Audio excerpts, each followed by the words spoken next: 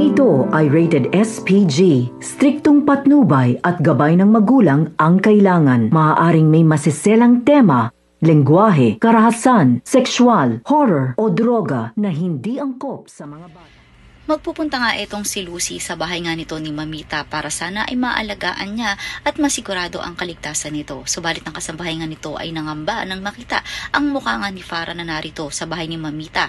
Kung kaya agad siya nagpunta kina Darius at agad na ibinalita na naroon nga daw si Farah at inaalagaan si Mamita kung saan ay nangamba nga ang lahat dahil pakiramdam nila ay hindi nga ito safe sa mga kamay ni Farah.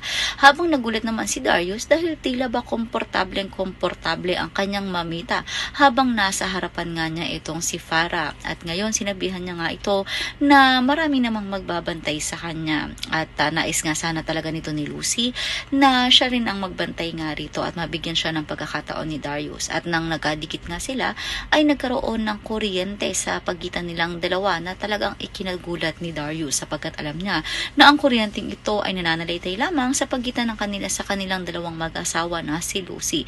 At ang isang malaking gulat niya ay wala yung kuryente na iyon nang hawakan niya ang kanyang asawa. Yan ang mga dapat nating abangan dito nga lang sa mas sumitinding kaganapan sa Stolen Life.